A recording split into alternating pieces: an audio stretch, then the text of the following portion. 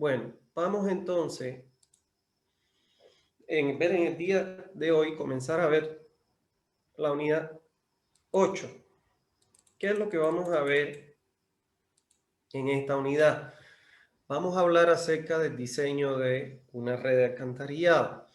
El objetivo que se persigue con esta unidad es de poner a disposición de ustedes una metodología para el diseño de las redes de alcantarillado sanitario.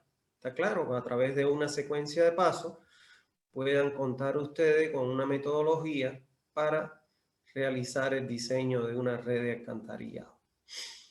Como toda metodología de diseño, siempre vamos a necesitar de alguna información que se requiere para el mismo. ¿Qué información es lo que nosotros necesitamos para diseñar una red de alcantarillado? Es importante comenzar diciendo que toda la información que se requiere para el diseño de una red ya nosotros la vimos en capítulos anteriores y que esta información, si ustedes se recuerdan, nosotros la recogimos o la dividimos en dos partes. Una primera parte que son los trabajos de campo, donde salen las comisiones al campo para hacer los diferentes levantamientos, ya sea de suelo, topográfico, etcétera, y la otra etapa que se constituía en la preparación ya de los planos y los perfiles de todo el área que son requeridos por la red. ¿Está bien? Entonces, eso es importante. Bueno, adicionalmente, siguiendo esa información que ustedes ya conocen en capítulos anteriores, siempre es obligatorio que nosotros podamos conocer, en primer lugar, el área total de cobertura. Esto es importante porque eso nos va a establecer uno de los límites del proyecto y es el límite espacial. O sea, nos tienen que dar a través de una poligonal cuál es el área que nosotros tenemos que cubrir con nuestro proyecto de alcantarillado sanitario. Por otro lado, debemos conocer la población actual del área de cobertura, que como ustedes conocen, es obtenida del INE. Aprovechando el INE, debemos también conocer el índice de crecimiento poblacional en la zona del proyecto. La primera clase. Porfa, apaguen los micrófonos. Se debe conocer también la disponibilidad de los recursos financieros para la ejecución de los trabajos, porque eso es importante porque lógicamente el proyecto que nosotros vamos a hacer tiene que estar acoplado a esa disponibilidad de recursos financieros. También debemos conocer de la existencia o no de un personal calificado para la operación y el mantenimiento. ¿Por qué es importante esto? Porque una red de alcantarillado sanitario es muy peligroso su operación. Ya nosotros estudiamos que dentro de las alcantarillas se forman unos gases que se conocen como el sulfuro de hidrógeno. Y estos gases, cuando están en concentraciones de hasta 500 partes por millón, pues pueden ocasionar el desmayo de los operarios en el interior de las instalaciones, sobre todo cuando acceden a las cámaras de inspección. Y cuando ésta supera las 700 partes por millón, le puede ocasionar la muerte por asfixia. Entonces nosotros, si no existe un personal calificado, nosotros vamos a tener que requerir en el presupuesto general de la obra un cierto monto para la capacitación de este personal. No podemos a un personal que no tenga experiencia lanzarlo a operar un sistema que requiere de mucho cuidado. Y como siempre es importante, se debe contar con las normas sobre el alcantarillado sanitario en el país. O sea, siempre debemos disponer las normas del país en el lugar en que nosotros nos encontremos realizando este diseño. Ahora bien, con toda esa información conjuntamente, lógicamente, con la que ya vimos en la unidad 4, si no más no me equivoco, ¿cuáles serían los pasos que debemos seguir para diseñar una red de alcantarillado sanitario? Lo primero es que debemos disponer, como vemos en este plano, un plano planimétrico de toda la zona de cobertura del proyecto, donde aparezcan los manzanos, las calles, las avenidas, o sea, donde aparezca todo tipo de señalización presente en la zona donde nosotros vamos a realizar o ejecutar el proyecto. Eso es lo principal, contar con un plano planimétrico. ¿Está claro? Y además de eso, debemos contar también con los perfiles longitudinales, como estamos viendo este que está aquí, que pasen por cada una de las calles que componen el área de cobertura. O sea, fíjense ustedes aquí, esta es la calle número 1, o sea, este perfil se corresponde con esta calle. Tendremos uno para la calle 2, uno para la calle 3, 4, etcétera. O sea, tenemos que tener listo todos los perfiles longitudinales por el eje de las calles, ¿está claro? Donde aparezcan las cotas topográficas, como ya ustedes conocen, espaciadas cada 15 metros, y en donde exista un cambio brusco de pendiente, donde se produzca un cambio brusco de pendiente, si no cae dentro de los 15 metros o cae en una zona intermedia, se deberá también exigirle a la empresa topográfica que tome la cota de ese punto, porque justo donde se producen los cambios de pendiente, estamos obligados a colocar una cámara de inspección. ¿Está claro? Entonces, tantas calles existan en el área de cobertura, tantos perfiles nosotros tenemos que disponer. ¿Está bien? Es importante estos perfiles, ¿por qué? Porque esto que me está dando aquí, bueno, en primer lugar, ¿qué me está diciendo? Que en la calle 1, la pendiente natural del terreno va en esta dirección. O sea, mírenlo aquí. La pendiente va desde el 0 hasta los 100 metros en esta dirección. O sea, de oeste a este. Y eso es importante porque nosotros siempre vamos a colocar la pendiente de la tubería coincidente con la misma dirección de la pendiente del terreno para disminuir los costos de excavaciones, como vamos a ver más adelante. Pero además, esto nos va a dar, por ejemplo, supongamos que nosotros vamos a colocar obligatoriamente una cámara en la cotas en la distancia 0 aquí, nos da que de este perfil podemos saber cuál es la cota topográfica, la cota del terreno, y vamos a hacer coincidir la cota superior de la cámara con esa cota de terreno. Si vamos a colocar una a los 100 metros, pues entonces entramos aquí a los 100 metros y leeremos cuál es su cota. Si colocamos una cota a los 50 metros o una cámara intermedia, perdón, a los 50 metros, aquí entramos a los 50 metros y podemos saber cuál es la cota superior de esa cámara. Por eso es que es importante que existan todos los perfiles por cada uno de las calles que se encuentren dentro del área de cobertura. En segundo lugar, en el segundo paso, nosotros vamos a indicar en el plano en planta con una flecha la dirección de la pendiente de las calles por donde pasará la red de alcantarillado. Esta dirección de la flecha la vamos a sacar justamente de los perfiles. Fíjense ustedes que la calle 1, la pendiente es de oeste a este. Entonces vamos a venir aquí y vamos a indicar con una flecha en el eje de la calle el sentido de circulación de la pendiente natural del terreno.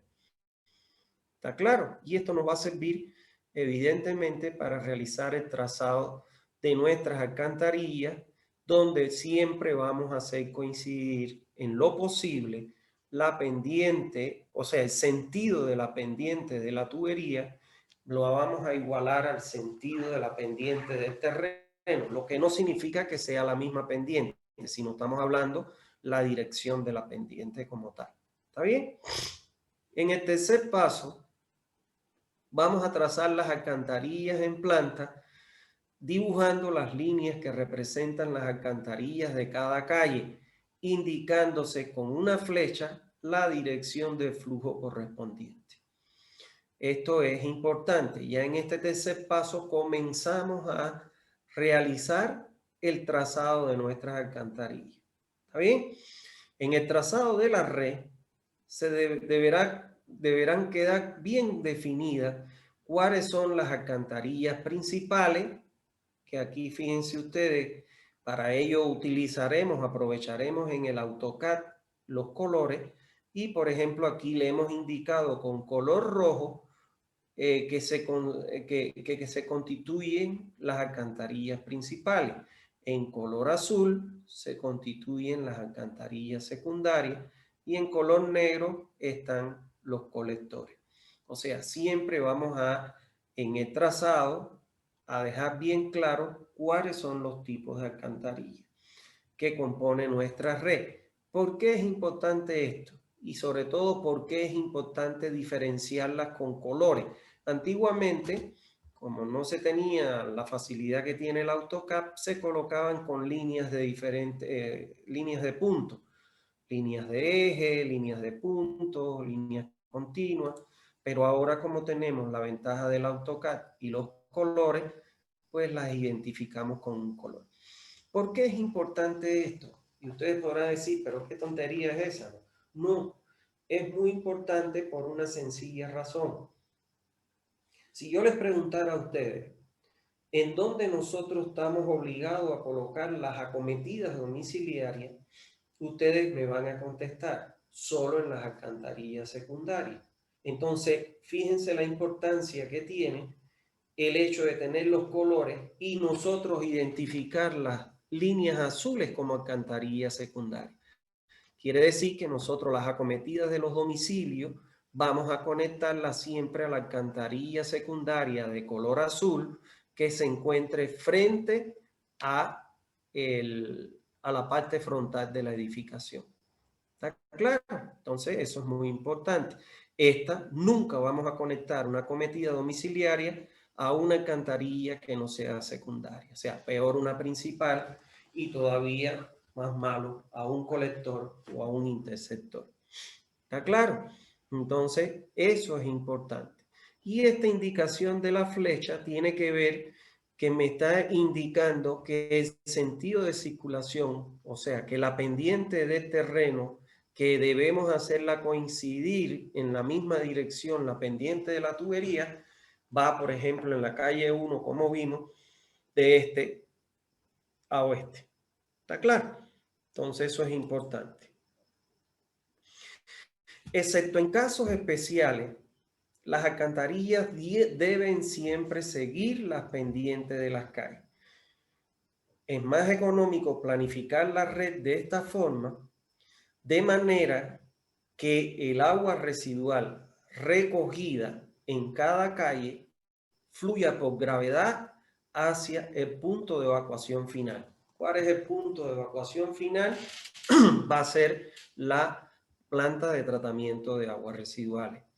Adicionalmente, se deberá seleccionar el trazado que disponga de menos longitud hacia la planta de tratamiento.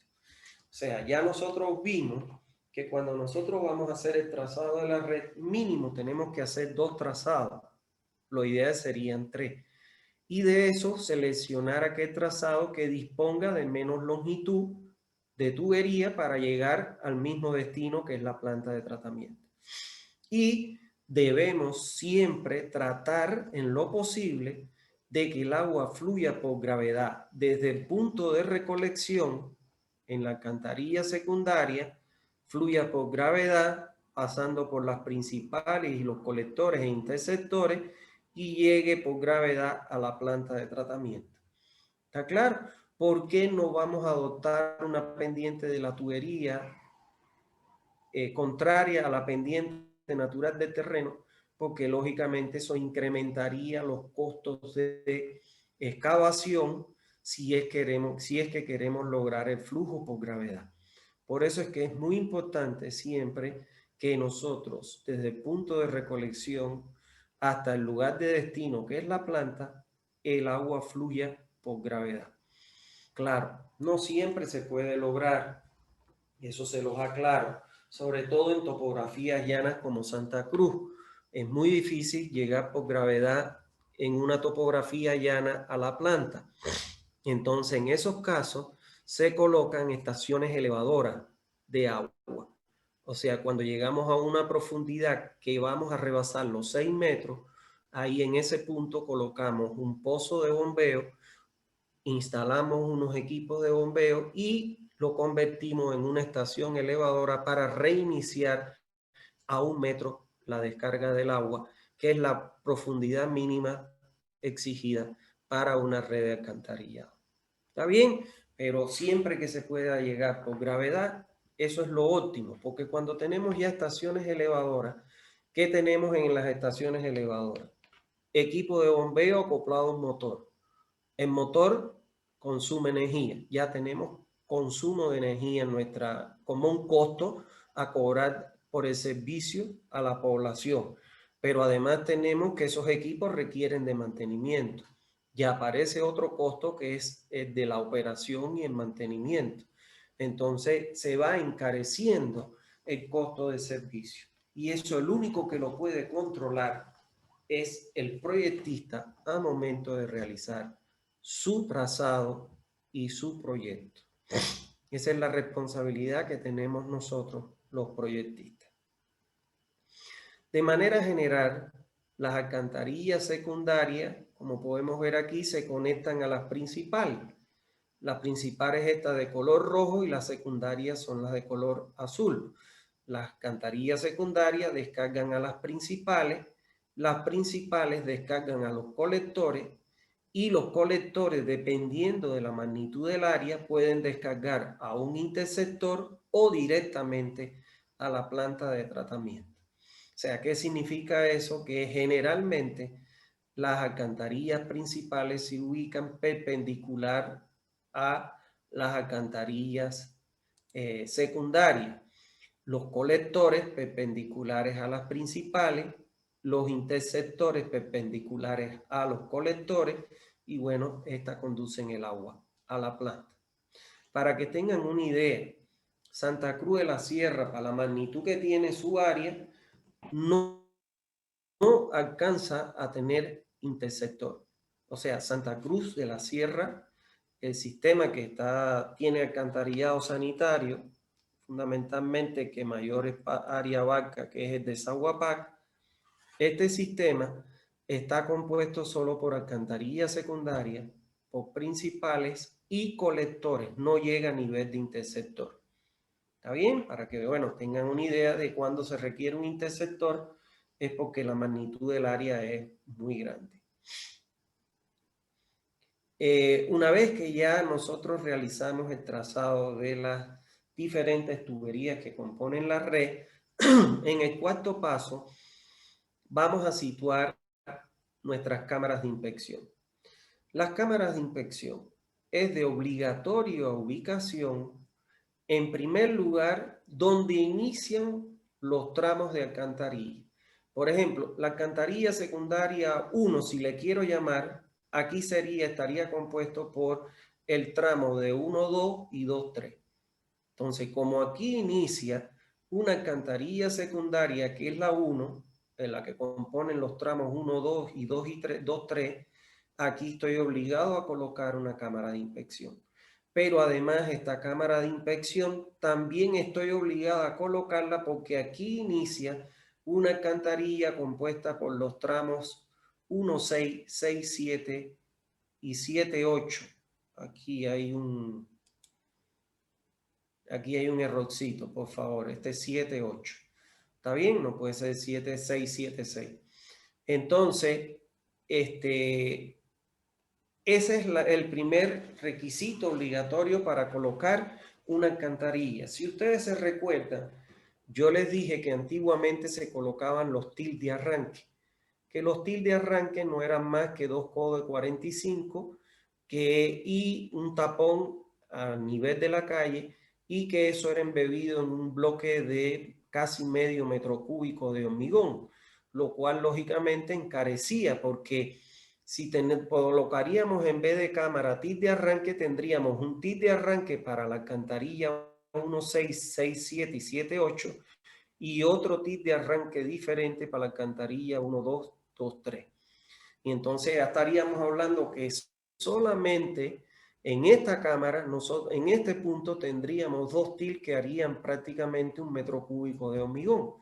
Entonces eso encarecía muchísimo el sistema de alcantarillado y el hombre ha ido evolucionando estos sistemas de manera que con los mismos recursos se pueda cubrir mayor área de cobertura.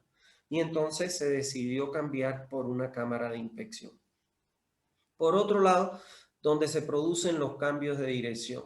Por ejemplo, si venimos por esta alcantarilla 1, 2, 2, 3, en el punto 3, aquí el agua va a cambiar de dirección e incorporarse a una principal. Entonces, aquí en este punto 3 estamos obligados a colocar una cámara de inspección por 2 razones. Uno, porque se produce un cambio de dirección y 2, porque inicia la alcantarilla principal esta que estoy siguiendo con mi puntero. Por otro lado, donde se produzcan cambios de pendiente, supongamos que en el perfil topográfico nos da que hay un cambio de pendiente, por decirle, en este punto, aquí obligatoriamente, no importa la cercanía que tenga, estamos obligados a colocar también en el cambio de pendiente una cámara de inspección. ¿Por qué? Porque en alcantarillas, señores, no se usan accesorios ni para cambiar dirección ni para cambiar pendiente. Todos esos cambios se realizan mediante cámaras de inspección. Ahora bien, donde existe un cambio de material de la tubería, por ejemplo, las tuberías secundarias, como ya ustedes conocen, el material que se utiliza es el PVC.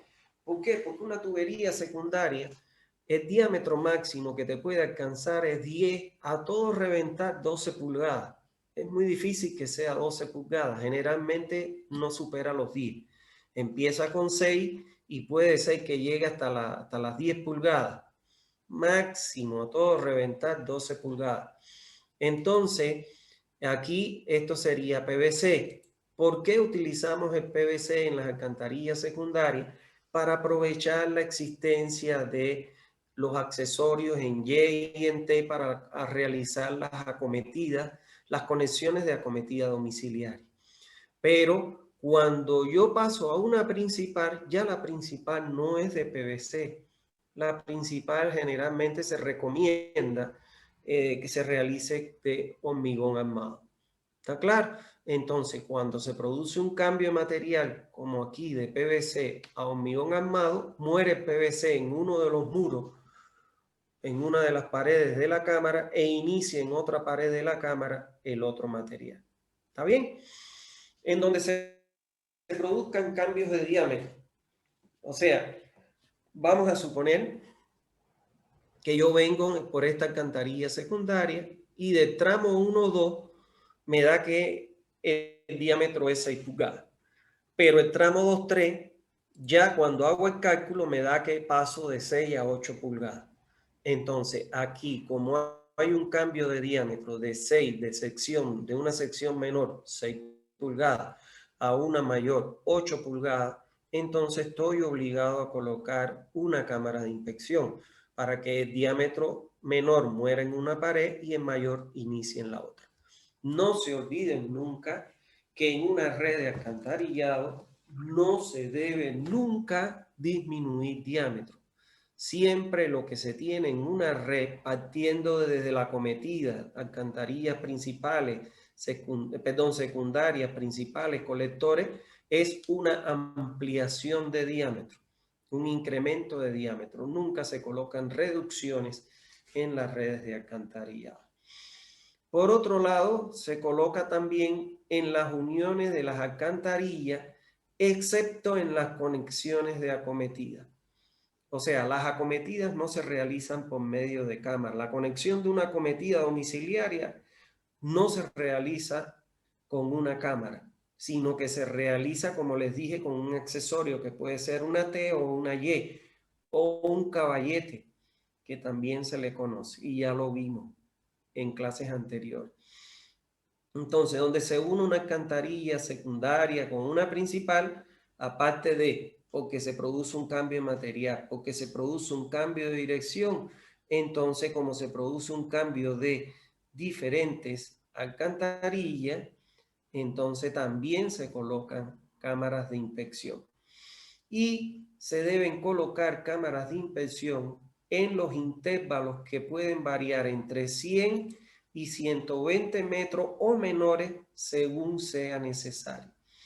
Por ejemplo, si ustedes me preguntaran a mí un poco para transmitirle mi experiencia, que lógicamente, bueno, desde muchos años de trabajo en estos temas.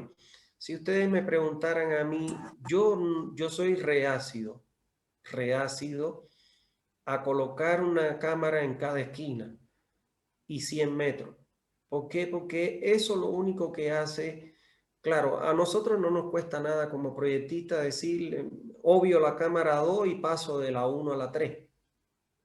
¿Está claro? Y solo si el cálculo cuando yo lo haga me da un diámetro mayor a 6 pulgadas, entonces, pues lógicamente tengo que verme obligado a colocar una cámara intermedia. Pero desde el punto de vista de operación y mantenimiento, a pesar de que los equipos hoy modernos recorren hasta 100 metros de longitud con su manguera para realizar la desobstrucción, no es mucho más fácil para operar, ya sea para dar mantenimiento, para desobstruir, remendar o reparar una tubería, etcétera, con el paso de los años. Es mejor que, bueno, yo particularmente nunca me doy 100 metros, sino que generalmente coloco una cámara en una sección intermedia que a no ser que por un cambio de diámetro que se pueda producir antes o después, esta cámara yo la coloco a 50 metros. Supongamos que me pide un diámetro mayor un poquito más allá, a los 60 metros, entonces, bueno, coloco la cámara a los 60 metros para no tener que colocar más de una cámara, porque las cámaras, señores, sin lugar a dudas, encarecen un proyecto. Pero también tenemos que pensar en el operador, que muchas veces nosotros los proyectistas nos sentamos y es muy fácil desde un banco o un asiento de una oficina con una computadora y aire acondicionado tomar decisiones sin pensar en aquellos que van a operar el sistema y dejarle todo un problema a ese personal. ¿Está bien? Bueno, una vez que se sitúan todas las cámaras de inspección bajo estos criterios, estas cámaras de inspección deben ser enumeradas todas. El orden de los números de la numeración no es importante. ¿Está claro? Lo que sí es importante es que todas las cámaras cuenten con un número. ¿Por qué? Porque el cálculo de la red de alcantarillado, a diferencia de lo que ustedes pudieran estar pensando, no se realiza para toda la red, sino que el cálculo se va realizando tramo por tramo. ¿Está claro? Entiéndase como un tramo de una red de alcantarillado, aquel que está comprendido entre una cámara inicial del tramo, que en este caso sería la 1, y una cámara final del tramo, que en este caso sería la 2. El próximo tramo de esta alcantarilla secundaria estaría compuesto por una cámara inicial, que sería la 2, y una cámara final, que sería la 3. Y entonces nosotros vamos calculando tramo por tramo de todo nuestro trazado, y los tramos son aquellos que están comprendidos entre dos cámaras de inspección. ¿Está bien? Entonces, por eso es que todas las cámaras tienen que estar enumeradas, porque ellas son las que me definen los diferentes tramos que va a componer nuestra red de alcantarillado. Bien. En el quinto paso, debemos establecer los límites de cada cuenca. O sea, ¿qué es lo que le llamamos nosotros cuenca? No es más que aquella área del total, del área total, aquella porción de área del área total que me va a aportar caudal a cada tramo de alcantarilla. A eso nosotros le llamamos cuenca.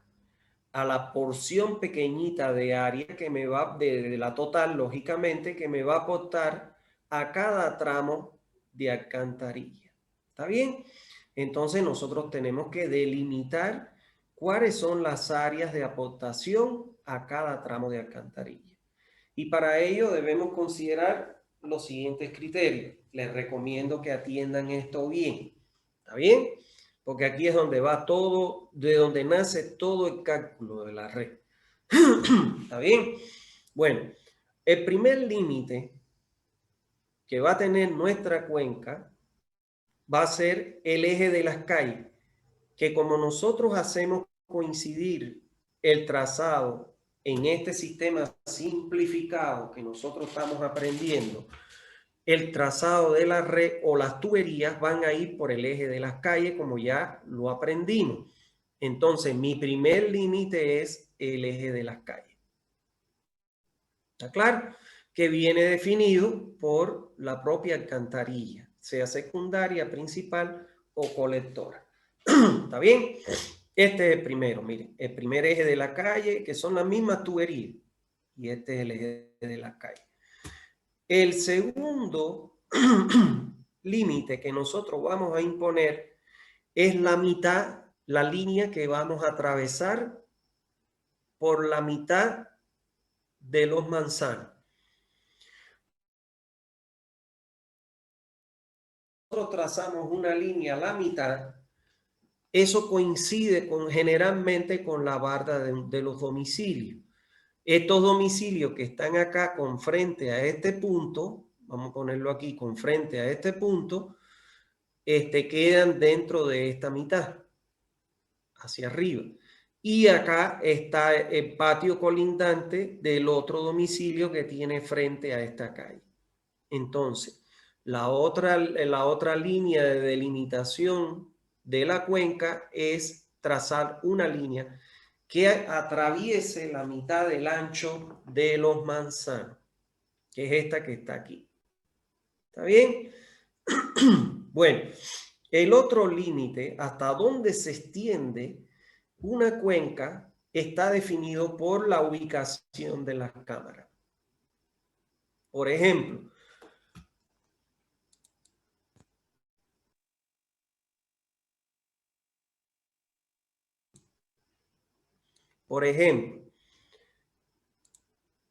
aquí en el tramo 1-2, hasta dónde va a estar la cuenca que va a aportar a la alcantarilla 1-2 hasta el límite establecido por la cámara 2. O sea, perpendicularmente en la cámara 2 saco una línea que me va a dividir o delimitar también la cuenca de aportación.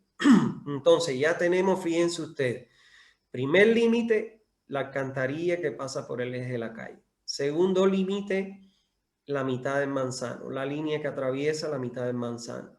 El tercer límite va a ser en este caso el eje vertical, trazado vertical de la cámara de inspección que está ubicada donde finaliza el tramo.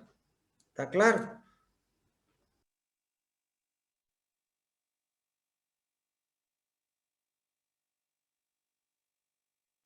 Y el otro límite que es el que me va a definir el inicio de la cuenca de aportación, va a estar establecido en función al método de la bisectriz que vimos en Sanitaria 1, donde me dice que una línea se convierte en la bisectriz de un ángulo cuando lo divide en dos ángulos iguales. Por ejemplo, si aquí yo tengo 90 grados, la bisectriz es aquella que saliendo del eje de la cámara hasta la voy a colocar a 45 grados y la voy a prolongar hasta que corte la línea divisoria de los manzanos. ¿Está bien? Entonces, de esa manera, el área o la cuenca de aportación del tramo 1-2 es esta que está definida por esta bisectriz, la mitad del manzano,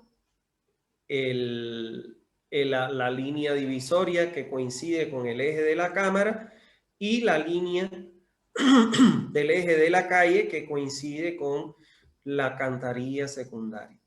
¿Está claro? Ahora vengo para acá y aquí no aplico la bisectriz porque yo nunca, aquí sí estas casas yo las voy a conectar a esta alcantarilla secundaria. Pero estas casas que están en este frente, yo no las puedo conectar a la alcantarilla principal. Por eso es que yo aquí no aplico el método de la bisectriz, porque yo no puedo conectar este frente o estas acometidas a una alcantarilla principal.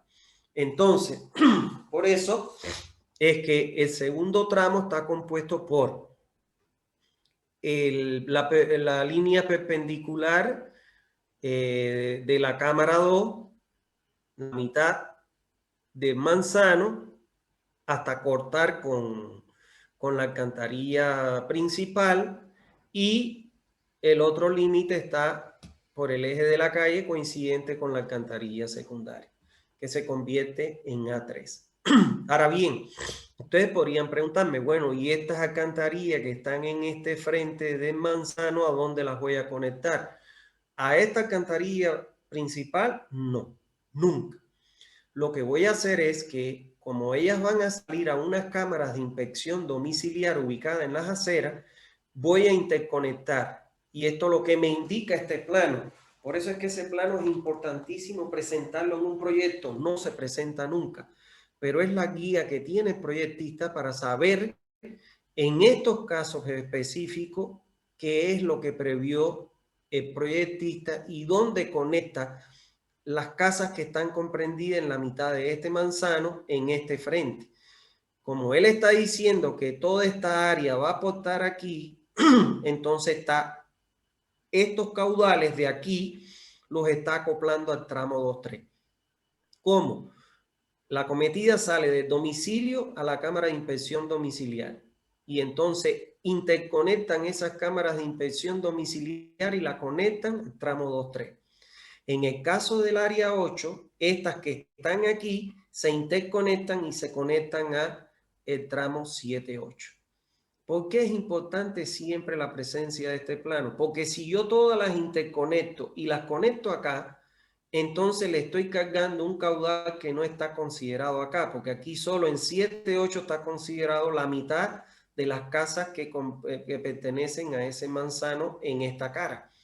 Y la otra mitad están cargadas al tramo 2-3. Y entonces eso, si yo conecto todos a un solo tramo y hago caso omiso de lo que simuló el proyectista, pues este aporte, en vez de conectarlo aquí, lo conectar aquí, no voy a alcanzar las relaciones Y sobre D que le dio por cálculo al proyectista, porque estoy incrementando el caudal. ¿Está bien? Ahora bien, aquí abajo la otra mitad, bueno, la cámara 7, perpendicular, aquí la bisectriz, y entonces se forma este triángulo que ustedes ven acá, que me da el área A1. Y todas estas casas de este frente las voy a conectar al tramo 1-6. ¿Está bien? Y entonces ya eso se repite. Acá, fíjense ustedes, inicia aquí, este es el primer límite, el eje de la calle. El límite final del área de la cuenca 6-7 es la vertical que baja del eje de la cámara 7. Biseco el ángulo aquí, la mitad de los dos ángulos, del ángulo total, y aquí el eje de la calle. Y ya tengo que aquí aporta a 12 a este tramo. Que en el tramo 6-7 vamos a tener la peculiaridad que vamos a tener como áreas de aportación A7, que son los vecinos que están aquí, más A12, que son los vecinos que están acá. Ahora, estoy seguro que por la mente de algunos de ustedes estarían preguntándose, bueno, ¿y cómo yo mido el área? El área yo la mido como utilizando las herramientas de AutoCAD, como toda esta área comprendida acá. Y muchos dirían, pero esta es la mitad de la calle, estoy considerando el área de la mitad de la calle y ahí no se va a asentar población. Bueno, esa es una de las seguridades que nos damos nosotros los proyectistas, de considerar un área mayor con lo que estaríamos considerando un aporte mayor a este tramo, para que cuando se produzca un cambio de uso de suelo en el sector y coloquen en un espacio dentro de esta área un punto de aporte mayor que en un domicilio, nosotros lo tengamos contemplado. Por ejemplo, le voy a poner un ejemplo clarito: la ciudad de Santa Cruz. En la ciudad de Santa Cruz se ve hoy en día que te compran 1 o 2 lotes, y donde tenías 2 casas en esos 2 lotes, ahora te meten un edificio de 4, 5, 6 plantas. Y entonces ahora, donde tenías 2 casas, puede ser que tengas 12 departamentos.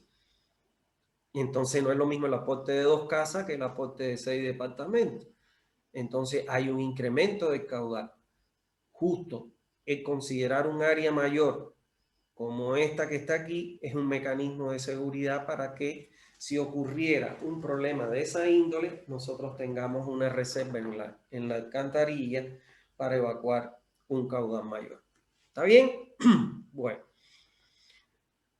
En el sexto paso, nosotros vamos a determinar la superficie de cada cuenca, o sea, el área de cada cuenca de aportación. Una vez que ya sabemos todas las cuencas de aporte a todos los tramos, tenemos que identificar el área de cada cuenca. Para el cálculo de esta área, como ya yo les adelanté, utilizaremos la herramienta del AutoCAD. Pinchamos la paleta de área, hacemos punto aquí, seguimos aquí, aquí, aquí y aquí. Cuando cerramos, el AutoCAD automáticamente nos da el área que nosotros tenemos. Esa área la tenemos que que colocar en hectáreas. ¿Está bien? Se recomienda siempre colocar en hectáreas. Recuérdense, pinchamos la paleta de área, iniciamos punto aquí, paramos en este punto de intersección, en este otro y cerramos y nos va a dar el área. Esa área la vamos a colocar en hectáreas para cada uno de los tramos. ¿Está bien?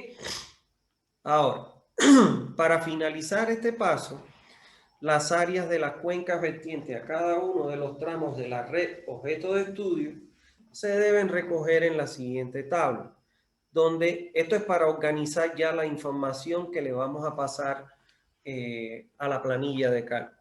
Vamos a poner en primer lugar la cámara inicial, la cámara final y el área. Entonces, vamos a ver unos ejemplitos para que ustedes vean. Miren ustedes aquí, cámara inicial 1, cámara final 2. ¿Cuál es el área de aportación a ese tramo? A2. Ponemos aquí A2. Cámara inicial 2, cámara final 3. ¿Cuál es el área de aportación a ese tramo? A3. Mírenlo aquí, A3. Cámara inicial 1, final 6, área de aportación A1. Mírenlo aquí, A1. Cámara inicial 6, cámara final 7. Área de aportación al tramo 6-7 es A7 por este frente más A12 de este otro frente. A7 más A12. Cámara inicial 7, final 8. Por este frente es A8 más A13. Mírenlo acá, A8 más A13. Y así sucesivamente. ¿Está bien? Esto es importante tenerlo ya. Al final nosotros no ponemos áreas, sino que al final lo que ponemos son estos valores aquí de hectárea. Pero bueno, yo se los quise poner así para que ustedes se pudieran dar cuenta de lo que les estaba diciendo más fácil. ¿Está bien? Porque es que este es el área que nosotros le vamos a cargar a cada tramo de alcantarilla en la planilla general que vamos a ver. Bueno, en el séptimo paso hacemos un resumen de los parámetros y los criterios básicos para el diseño, que resumimos aquí en esta tabla. En primer lugar, el periodo de diseño es que nosotros tuvimos el capítulo 4. O sea, entrando con la población actual o con el tipo de alcantarilla, pues nosotros definimos un periodo de diseño. La población actual, la que sacamos del INE, en el capítulo, cuando yo pongo aquí el capítulo, ahí es donde ustedes pueden ver cómo se determina cada uno de estos parámetros.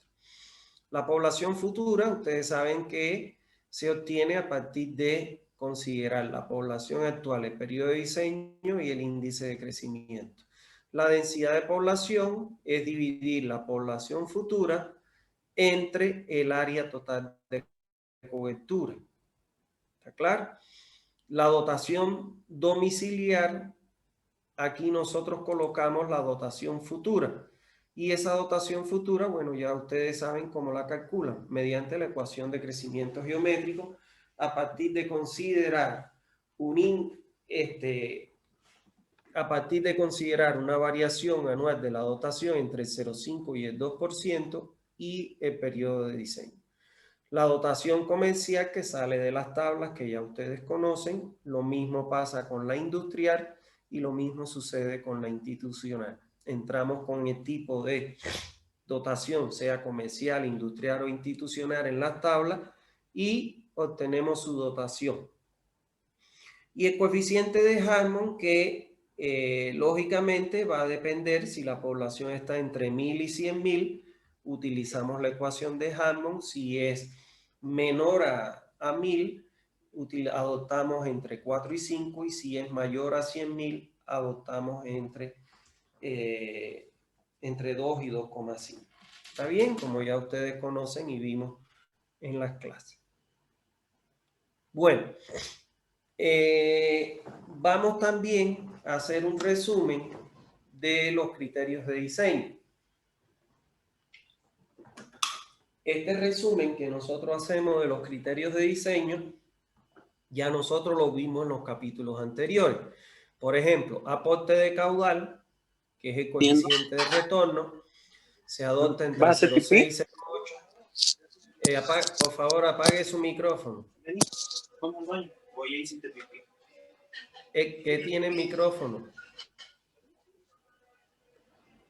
Bueno, el aporte de caudal, que es el coeficiente de retorno, que es entre 0,6 y 0,8, dijimos que siempre íbamos a adoptar el mayor, 0,8 por seguridad. Caudal de infiltración, si está en nivel freático bajo, o sea, por debajo de la tubería, 0,01 de la longitud del tramo. Si está por encima, 0,002. Caudal de influjo, lo vamos a calcular como el 5, está entre el 5 y el 10%.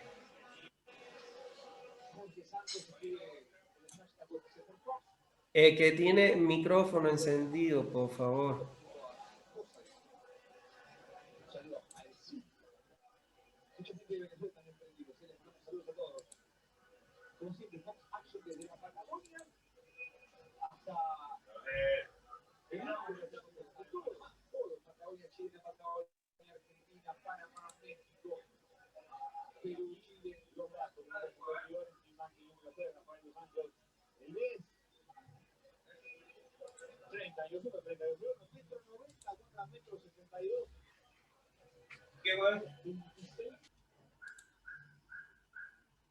Ya. Bueno, como les decía, nos habíamos quedado en el caudal de influjo. Se recomienda calcularlo entre el 5 y el 10%. Y entre el 5 y el 10% dijimos que siempre íbamos a utilizar el 5% del caudal medio diario. El coeficiente de Manning N, que siempre va a ser un valor constante, 0.013.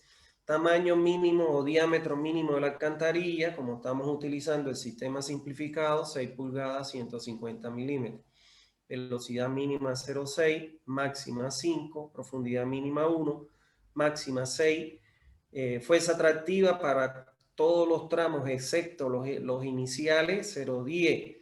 La fuerza atractiva para los tramos iniciales, 0,06. Toda esta información nosotros ya la vimos en clases anteriores. ¿Está bien? Entonces, En el octavo paso, una vez que ya tenemos ese resumen de toda la información, procedemos a preparar la planilla de cálculo. Y para ello se debe tener en cuenta, en primer lugar, que la planilla deberá contener todos los tramos de alcantarilla comprendidos entre cámara y cámara que fueron concebidos durante los pasos 3 y 4. O sea, la planilla está compuesta por 40 columnas y el número de filas va a estar en función al número de tramos que nosotros definimos en los pasos tercero y cuarto cuando enumeramos las cámaras. B, que al incluir todos los tramos de alcantarilla, nosotros vamos a garantizar que al finalizar el cálculo de la planilla tengamos todos los diámetros definidos para cada uno de los tramos, las pendientes, las longitudes, es decir, todas las dimensiones que se necesitan para la ejecución de la red de distribución. C. Para el cálculo se debe proceder de la siguiente manera. Primero tenemos que agotar el cálculo de todas las alcantarillas secundarias. O sea, no podemos proceder a calcular una alcantarilla principal sin antes haber agotado todos los cálculos de las alcantarillas secundarias. Una vez que agotemos los cálculos de las alcantarillas secundarias, estamos en condiciones de empezar a calcular las alcantarillas principales. No podemos calcular los colectores sin antes haber agotado el cálculo de todas las alcantarillas principales. Y lo mismo sucede con los intersectores. No se puede proceder a calcular los intersectores sin haber agotado el cálculo de todos los colectores. D. Al trabajar en la planilla típica que se emplea para la realización de los cálculos de la red de alcantarillado, se deben tener en cuenta que la misma consta de dos hojas de cálculo. Una primera hoja donde se coloca la información necesaria para el cálculo de la red y que fuera obtenida en los pasos anteriores, o sea, esas tablas que yo les mostré a finalizar el paso séptimo. En esas tablas, bueno, usted va a llenar la información de la primera hoja de cálculo de la planilla. Y la otra donde se presentan las 40 columnas que nos permitirán calcular los parámetros necesarios para la red. Y entonces aquí vemos, por ejemplo, en la planilla, esta es la primera hoja de cálculo que ustedes van a observar en la planilla, donde aquí están los parámetros. Si ustedes se fijan, aporte de agua residual era ya cuando nosotros armamos en la primera tabla en el paso séptimo, ya ahí adoptamos que es 0,8. La dotación futura domiciliar del agua, bueno, pues ahí ya ustedes la tienen que haber calculado, ponen su valor. Coeficiente de Manning, 0.013. Periodo de diseño que adoptaron, población actual y así sucesivamente. Ahora, una vez que usted llena toda esta información, la planilla le calcula la población futura. Lógicamente, en esa planilla que yo tengo, tiene incluido la fórmula de crecimiento geométrico. En caso de que el lugar donde ustedes fueran a diseñar fuera otra fórmula, usted se la tiene que incluir, ¿no? Cambiar. El coeficiente de Hammond, aquí él te dice, si es menor a 1000, bueno, entonces adopta un valor entre 4 y 5. Si es mayor a 100.000, adopta un valor entre 2 y 2,5. Y si te diera un valor entre 1000, la población de diseño entre 1000 y 100.000, entonces te calcula entonces por la fórmula de Hammond. Y la densidad de la población te divide la población futura, te divide esta población futura entre esta área total y te da el valor de la densidad en habitantes por hectárea. Y la segunda hoja de cálculo que tiene la planilla es ya la planilla propiamente dicha. Esta planilla que tiene 40 columnas, que está dividida en 4 partes fundamentales. Una primera parte que es la información general, donde aquí usted pone, por ejemplo, los tramos de cámara inicial a cámara final, por ejemplo, en el ejemplito que vimos, de la cámara 1 a la 2 y de la 2 a la 3. Cuando usted acaba con una alcantarilla secundaria, como en este caso que estaba compuesto por dos tramos, de la 1 a la 2 y de la 2 a la 3, se recomienda dejar una fila en blanco antes de colocar el otro tramo de alcantarilla. ¿Por qué? Porque aquí le permite al ingeniero saber que el primer tramo de alcantarilla secundaria, por ejemplo, está compuesto por dos tramos, de 1 a 2 y de 2 a 3. Y aquí termina esa alcantarilla y comienza la otra. Si usted lo junta, pues lógicamente se va a perder se pierde el que quiere leer la información en la planilla. Aquí pone la longitud, que como ya ustedes conocen, esta longitud es medida de eje a eje de cámara. Pone la cota del terreno aguas arriba y la cota del terreno aguas abajo. Ya eso lo vamos a ver en clase. El área y la población. Lo vamos a ver en próximas clases. Pero toda esta información, esta área es el área en el tramo, es la que nosotros sacamos del AutoCAD, como vamos a aprender. Ahora, la segunda etapa que tiene la planilla comprende de la columna 10 a la columna 20. Y esta está destinada al cálculo del caudal de diseño o de cálculo de la red de cada uno de los tramos. Aquí yo repito las columnas 1 y 2 para que se den cuenta que es el tramo de 1 a 2 y de 2 a 3. Aquí, bueno, ya empieza a colocar la información de los diferentes aportes, como vamos a ver en clases anteriores, hasta que llega a la columna 20, que es el caudal de cálculo. Este es el caudal que nosotros vamos a usar para calcular cada uno de los tramos.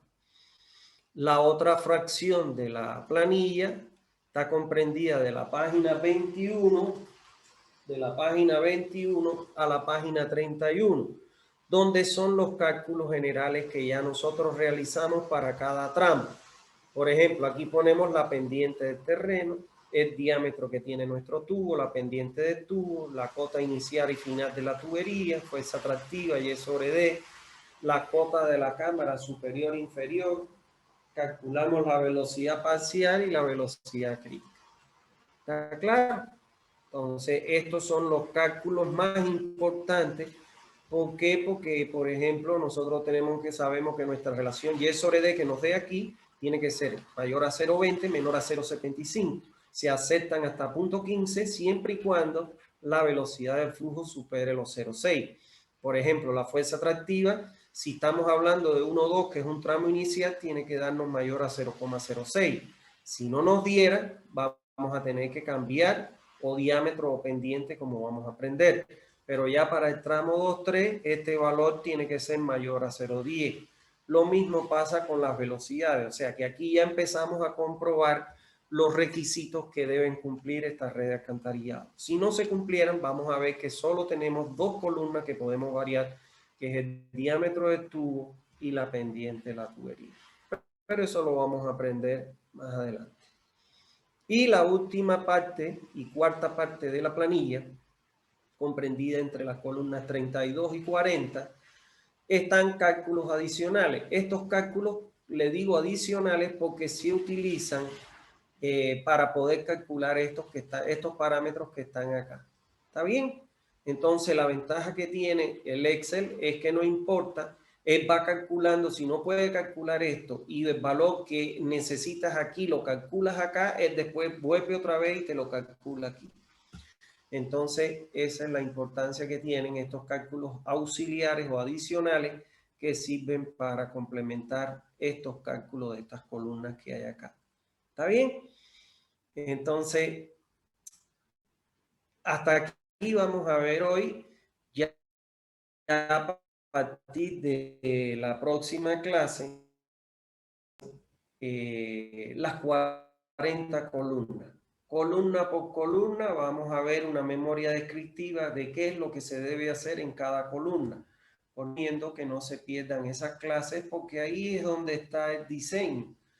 Si usted se pierde una clase que va a perder, por ponerle un ejemplo, cómo se calculan 15 columnas o 20 columnas, entonces usted estará perdiendo parte de la información del diseño. ¿Está bien? Entonces eso lo vamos a ver en la próxima clase. En próximas clases, porque esto no lo vamos a ver en una sola clase. Bueno, vamos a darle la nota. Vamos a darle la nota del examen.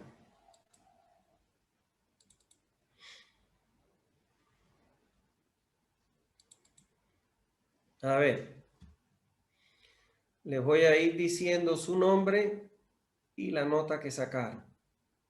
¿Está bien? Por ejemplo, aquí estamos en Sanitaria 2, ¿no? Bien. Por ejemplo, Eric Aguilar Torre, 16 puntos sobre 30. ¿Está bien? Clismar Ala Arroyo no examinó. Walter Álvarez Villegas, 8 puntos. Edison Nando Araque, 16 puntos. Roger Arena Gatica, 16 puntos. Josué Argandoña, 8 puntos. Cristian de Yair Avendaño Maturano, 22 puntos. Marcelo Ávila Cuellar, 16 puntos. María Fernanda Vanega, 8 puntos. Isabel Bermúdez Núñez, 22 puntos. Rodrigo Blanco Flores, 30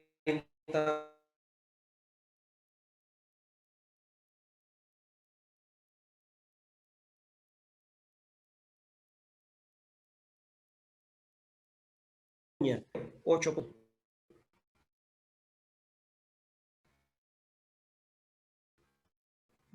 Vanessa Naviri Ugarte, 0.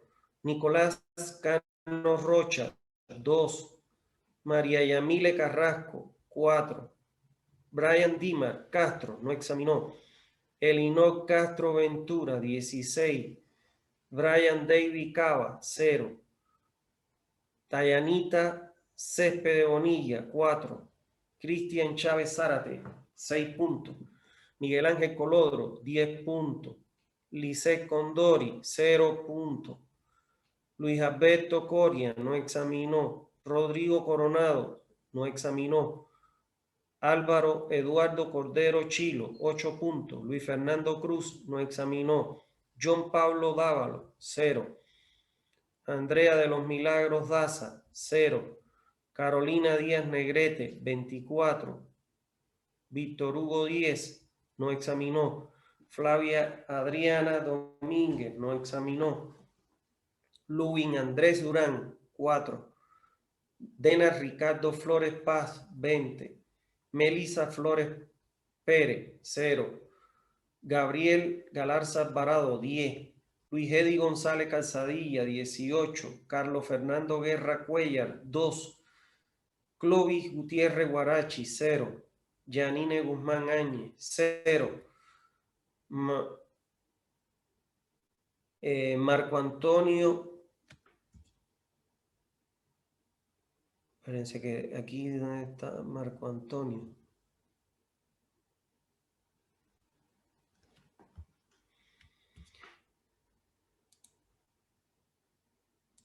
Que le tengo puesto una E de más. Ya. Ahora sí. Marco Antonio Guzmán Vaca, 24. Dalia Selena Humérez, 0. María Carolina Hurtado Castedo, 24.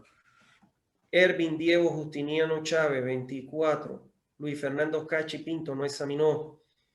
Ariel Cumbe Serra, 18.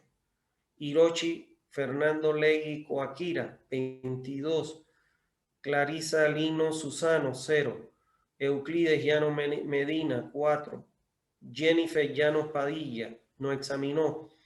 Lixi Melina Martínez Becerra, 8. Andrea Michelle Martínez Pizarro, 28. Juan Ellaén Medrano Carrillo, 26. Josimar Boris Melchor, 0. Sebastián Meneses Flores, 12. Roxana Meneses Fernández, 0. Juan Pablo Mercado Aria, 20. Giovanni Montaño Natush, 24. José Ernesto Morales Arteaga no examinó. Manuel Pacheco Díaz, 18. Daniel Padilla Suárez, 2. Eduardo Paz Lora, 10. Marcelo Peinado Aria, 4. Mariana Pimentel Saracho no examinó. José Omar Quisver no examinó. Marcelo Ramos Fernández, 10. Yanet Raya Arancibia, 2.